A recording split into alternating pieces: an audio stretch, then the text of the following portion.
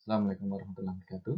Kita akan membahas topik keempat dalam extended security, yaitu masalah lingkungan dan makanan sebagai sebuah masalah keamanan internasional. Kenapa lingkungan bisa menjadi sebuah masalah keamanan internasional? Ya, kita awali dari kajian dari Department of State yang menyatakan bahwa ada beberapa masalah lingkungan yang kemudian bisa berubah menjadi masalah keamanan atau memicu masalah keamanan, seperti masalah perebutan sumber daya alam. Ketika suatu negara memiliki sumber daya alam yang dibutuhkan oleh negara lain, maka bisa jadi terjadi konflik antara dua negara tersebut. Sehingga ini kemudian menjadi masalah keamanan. Seperti contohnya pada tahun 91, Irak menyerang Kuwait karena ada dispute, ada sengketa terkait pengelolaan sumur minyak di perbatasan Irak-Kuwait. Dan ini kemudian menjadi sebuah masalah keamanan, bukan hanya bilateral antara Irak dan Kuwait, tapi melebar menjadi masalah regional yang melibatkan tetangga-tetangganya seperti Arab Saudi. Dan kemudian menjadi masalah internasional ketika Amerika Serikat ikut campur dan menyerang Irak dengan alasan membela Kuwait. Nah, kemudian juga ada kondisi bencana alam yang kemudian membuat menjadi ancaman baik bagi negara maupun bagi masyarakat. Misalnya ketika terjadi kebakaran hutan ya di Indonesia, yang terkena imbasnya bukan hanya warga Indonesia, tapi juga kemudian warga Singapura dan Malaysia, yang mereka terkena kiriman asap tebal dan itu mengganggu pernafasan warga Malaysia dan Singapura, sehingga menjadi sebuah ancaman bagi pemerintah Malaysia dan Singapura. Nah, kemudian juga ada perubahan iklim, ya, ketika kemudian kita melihat di wilayah Afrika, di banyak negara di Afrika mulai terjadi kekeringan dan proses munculnya gurun pasir atau desertification. Nah, proses ini kemudian membuat ada perubahan kondisi alam. Yang Afrika itu kan awalnya padang rumput savana gitu ya, dengan banyak sumber air, kemudian sumber airnya perlahan-lahan kering. Sehingga banyak wilayah Afrika sekarang yang kekurangan air dan tidak dapat bercocok tanam, sehingga juga kemudian akhirnya kekurangan makanan. Nah, hal-hal ini kemudian menjadi sebuah masalah bagi keamanan internasional, baik dari perspektif human security, national security, maupun international security. Nah, maka kemudian ketika kita bicara tentang keamanan lingkungan atau environmental security, maka kita berbicara tentang satu, perubahan kondisi lingkungan, dua, kompetisi atau perebutan sumber daya alam, yang ketiga, bagaimana muncul kekerasan atau konflik akibat perubahan lingkungan dan perebutan sumber daya alam tersebut. Nah, kita bisa melihat dari konflik-konflik yang sudah saya sebutkan tadi sebagai contohnya, bagaimana kemudian kondisi-kondisi negatif di lingkungan kita meningkatkan potensi konflik dan mengancam kehidupan manusia, sehingga kemudian perlu kita atasi. Nah, ketika kemudian IPCC mengidentifikasikan variabel-variabel terkait keamanan lingkungan, yang pertama adalah bagaimana suatu wilayah atau negara itu rawan terhadap climate change. Kemudian yang kedua, bagaimana pemerintahannya bisa bersikap kreatif dan inovatif dalam mengatasi masalah-masalah lingkungannya. Yang ketiga adalah gross national income, penghasilan suatu negara. Yang keempat, food security atau keamanan pangannya. Yang kelima, total fertility rates atau tingkat kesuburan dan pertambahan penduduk. Dan yang keenam adalah tingkat atau peluang terpapar konflik internal. Nah, dari 6 variabel ini kemudian ada 83 negara, lebih dari separuh dunia, yang berada dalam kondisi rentan konflik akibat perubahan kondisi lingkungan. Nah, kita bisa melihat petanya ya, semakin pekat warnanya, semakin tinggi peluang konfliknya, semakin rentan konflik akibat kondisi perubahan kondisi di lingkungannya. Dan kita bisa melihat Indonesia berada pada kondisi yang merah ya, vulnerable to conflict, vulnerable to violent conflict and instability. Jadi kondisi Indonesia sebenarnya rawan konflik, terutama jika kemudian ada konflik terkait perubahan lingkungan. Nah, ketika kita melihat dalam satu spesifik terkait keamanan pangan sebagai salah satu variabel dari kerentanan terhadap perubahan lingkungan tadi, maka kita bisa melihat ya, dari seluruh penduduk dunia di tahun 2020 ada 155 juta jiwa yang mengalami kerentanan pangan. Gitu. Kerentanan atau food insecurity ya, kerentanan pangan atau food insecurity. Dan sebagian besar itu berada di Afrika, 97,9 juta jiwa. Kenapa? Karena kondisi Afrika yang mengalami perubahan, desertifikasi seperti yang saya sampaikan tadi, ditambah kemudian juga ada kondisi internal yang bergejolak terkait dengan pemerintahan yang tidak kuat, dan kemudian juga ada banyak aktor-aktor transnational organized crime yang beraktivitas di sana. Jadi ini semuanya jadi saling terkait gitu ya. Nah, 2 miliar juta, billion itu miliar ya, tidak memiliki akses terhadap makanan yang aman, sehat, dan bergizi. Jadi kalau yang 155 juta itu benar-benar dalam kondisi akut kelaparan gitu ya. Yang 2 miliar itu bisa makan, tapi entah tidak cukup makannya, entah tidak bergizi makannya, atau tidak aman makannya. Gitu. Ya, misalnya kalau kita lihat di Indonesia, terutama mahasiswa itu kan banyak mahasiswa yang kemudian awalnya ketika dulu SMA sehat-sehat, tapi begitu kuliah kena tipes, hepatitis dan sebagainya. Kenapa? Makannya tidak sehat.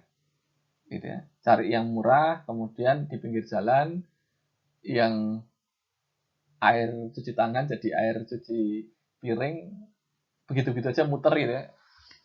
Yang itu tidak sehat sekali. Nah, ini kemudian menjadi PR gitu ya. Bagaimana kemudian aktor-aktor yang terkait bisa membantu menyelesaikan masalah ini. Dan apa yang menyebabkan kok muncul kerawanan pangan? Yang pertama karena konflik politik atau sosial, kemudian yang kedua konflik ekonomi, ya, misalnya tidak punya pekerjaan atau perekonomiannya bangkrut dan sebagainya. Nah, yang ketiga adalah climate change, perubahan lingkungan akibat perubahan iklim. Tiga hal inilah yang kemudian membuat kondisi ketahanan pangan itu menjadi bergejolak. Nah, kita bisa melihat ini di tahun 2020 ya, peta kelaparan dunia. Semakin biru tentu semakin kecil orang yang kelaparan, semakin merah semakin parah kondisinya. Kalau yang warnanya apa ya, coklat abu-abu itu berarti tidak ada data di sana. Nah, Indonesia termasuk kuning. Ya, termasuk kuning. Dan kalau kuning itu kan tengah-tengah udah bagus nih. Kita lihat tetangga kita Malaysia, Singapura semuanya pada kondisi yang lebih bagus yaitu hijau. Itu Australia yang juga tetangga kita kondisinya biru. Berarti Indonesia lebih rentan kerawanan pangan dibandingkan dengan negara-negara tersebut. Dan kita bisa lihat ya dalam beberapa bulan terakhir tiba-tiba harga minyak melonjak tinggi, hilang dari pasaran dan sebagainya.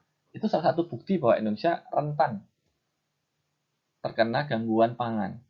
Dan kembali ada 3 faktor. Yang pertama faktor politik atau sosial, yang kedua faktor ekonomi, dan yang ketiga faktor climate change. Dalam kasus Indonesia,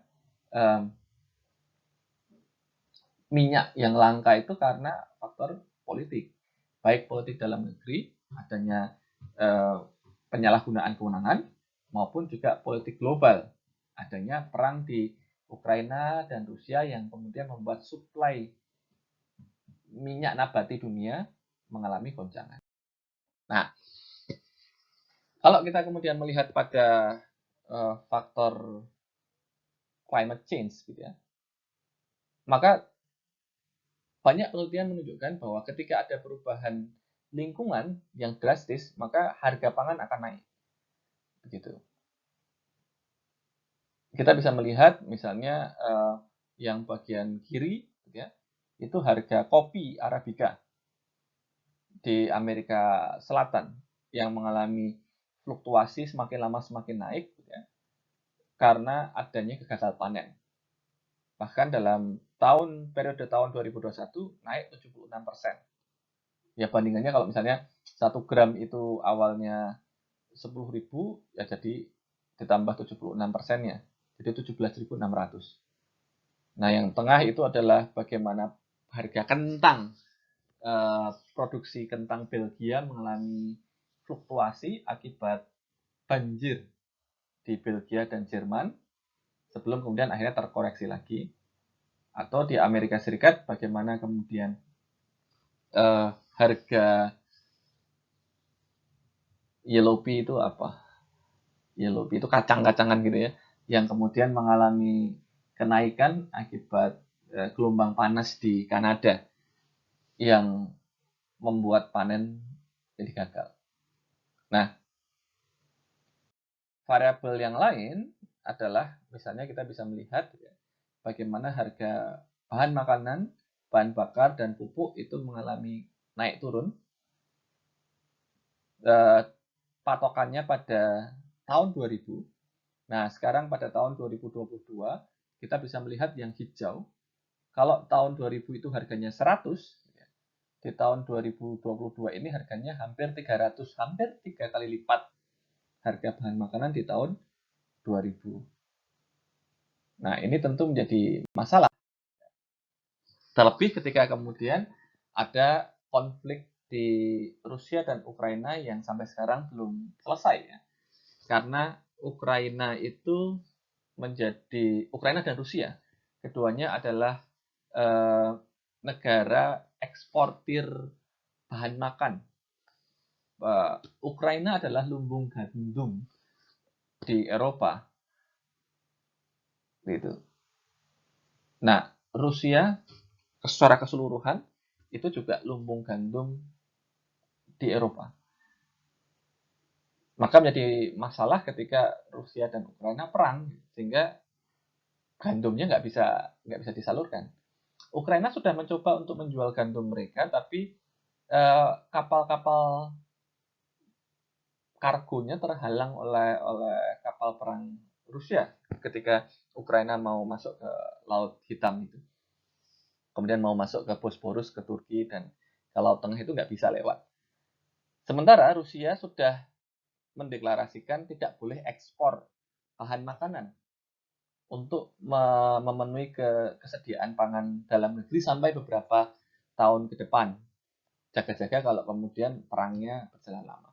Dan ini kemudian membuat fluktuasi harga pangan yang sangat mengerikan, terutama di negara-negara yang mengkonsumsi gandum sebagai bahan pangan utama.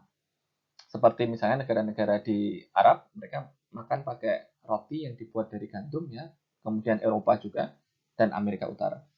Di Indonesia mungkin tidak terlalu pokok, tapi tetap aja terasa kalau misalnya Anda punya produksi mie gitu ya, atau produksi roti, bakery, atau produksi misalnya bakpao. Ada teman saya yang keluarganya itu punya perusahaan bakpao skala rumah tangga gitu.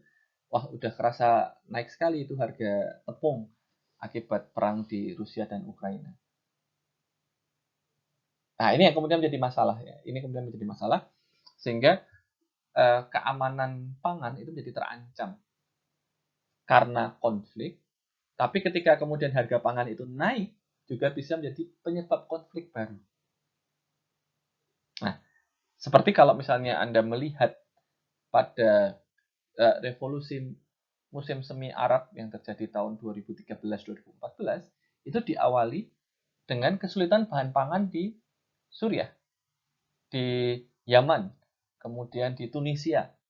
Ya, negara-negara itu mengalami lonjakan harga pangan yang tinggi, kemudian masyarakatnya kelaparan sehingga kemudian terjadi revolusi.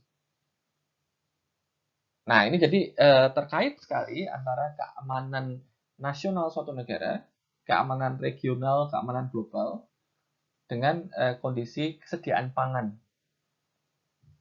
Juga terkait dengan human security, ya, hak individu untuk mendapatkan makanan yang cukup, bergizi, dan aman. Nah, sehingga tugas bagi kelompok yang mendapatkan tema environment security and food security, silahkan Anda mencari studi kasus terkait bagaimana ancaman pada lingkungan itu mengancam negara, baik secara langsung negaranya, maupun ada efek samping, seperti misalnya tadi banjir di Belgia membuat harga kentang naik di Eropa, gitu. Atau kemudian mengancam individu, ya. Bagaimana misalnya warga Sri Lanka saat ini mengalami kesulitan pangan, bagaimana banyak sekali masyarakat di kelompok-kelompok masyarakat di Afrika Tengah terutama yang mengalami kesulitan makanan, apa yang kemudian jadi ancaman bagi mereka, solusinya bagaimana, itu silahkan Anda eksplor dalam tugas kelompok. Oke, terima kasih banyak. Assalamualaikum warahmatullahi wabarakatuh.